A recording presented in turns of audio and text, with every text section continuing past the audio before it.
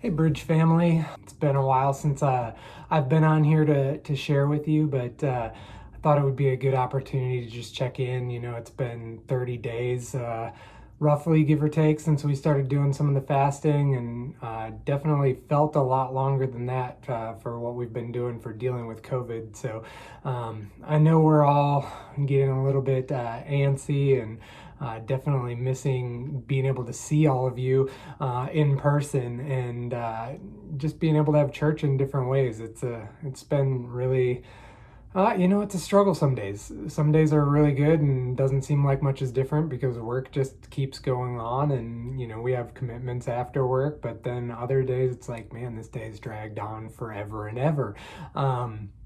So I thought it would be kind of cool to just check in and let you know what I'm doing. And I also thought, maybe you'd all want to see how much my beard's grown. It's kind of getting crazy. Maybe I need to go for the Will look and, take all of this off. And anyway, that's not really what you wanted me to share about. But I think laughter is definitely some good medicine and something that we can take heart with right now.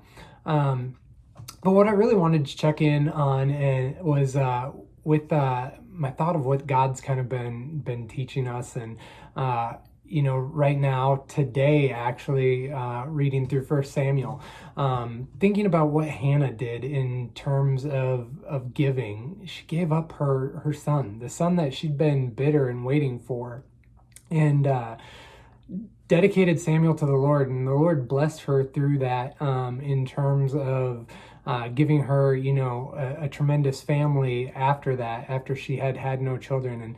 And this thought of giving's been pretty present in my heart. I know I've shared with the church before, kind of this hearing from the Lord that my identity is kind of in a generous leader.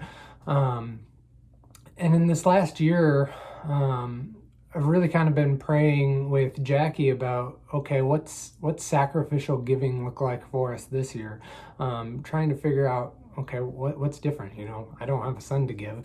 That is tremendous sacrificial giving. But in this prayer for sacrificial giving, I really honestly wasn't hearing anything about going above and beyond the area where we were giving. We kind of both heard back from the Lord saying, just give what you've been giving, give where I call you to give, and as you see fit. But right now he wasn't pressuring me to give more, and pressuring is the wrong word. The Lord doesn't pressure us. He gives us promptings of our heart, and it's up to us to follow that. And so don't take that the wrong way, but just felt like going forward with what we've already been doing. And interestingly enough, so 2 weeks ago now, it came as we're going through this and we're talking about everything that's happening.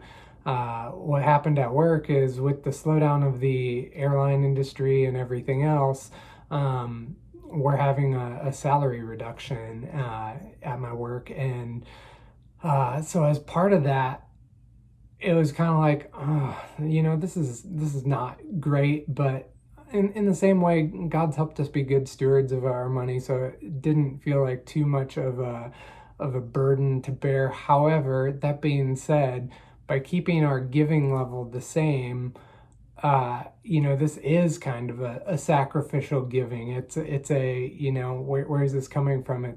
It's got to be coming from the Lord, that we're still able to support all the people that we do in the areas and ministries and small businesses. And so for me, that was just super eye-opening to see God's generosity, God's will, his planning. He knew this would happen. He knew what we were getting to. So through asking him, he didn't prompt a giving of more at that time, because he knew what was coming. He understands. So I feel for me, it's taking the time to slow down, to ask him, and to really pay attention and listen. And if you're not feeling prompted for something at a time, don't be disheartened by that. God knows his timing. God knows what's coming. So just listen and wait on him. So anyway, I hope you guys can take something to heart out of that. I've really enjoyed hearing how God's moving in your lives, and I'm looking forward to being able to get back together with everybody soon, and hopefully the beard won't be like out to here by then. Have a great day, everybody. Bye.